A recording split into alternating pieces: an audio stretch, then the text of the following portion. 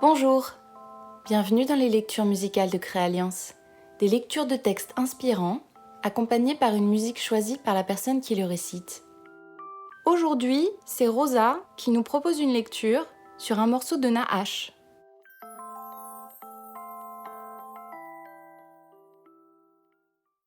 Une guerre des imaginaires est déjà engagée. Tous ceux qui entendent nous gouverner à tout niveau ont intérêt à se réapproprier les imaginaires anxiogènes qui rampent aujourd'hui partout. Rien de plus utile pour un pouvoir que la peur, parce qu'elle provoque de l'anxiété et surtout de la tristesse.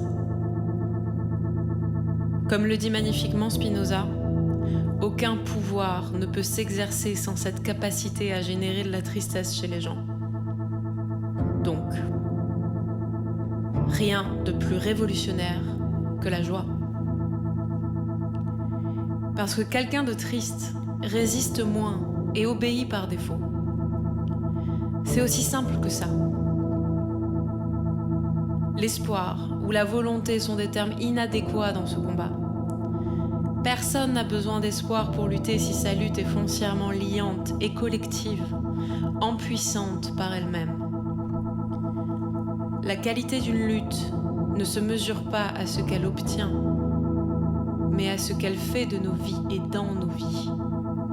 Un tissage, une fierté immanente, la noblesse de se tenir debout et d'avancer, le bonheur de défendre ensemble des valeurs partagées.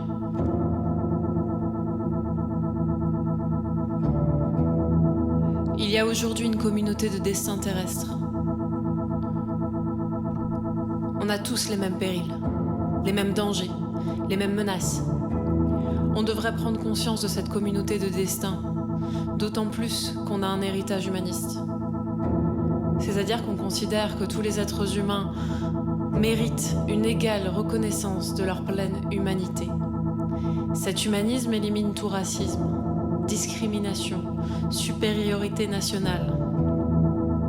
Nous savons maintenant, grâce aux sciences, que tous les êtres humains sont identiques, mais que chacun a sa différence. C'est l'unité dans la pluralité et la pluralité dans l'unité. Avec ça, nous avons tout ce qu'il faut pour prendre conscience que désormais, l'humanisme cesse d'être abstrait. On est tous des humains membres d'une même patrie qui est la Terre,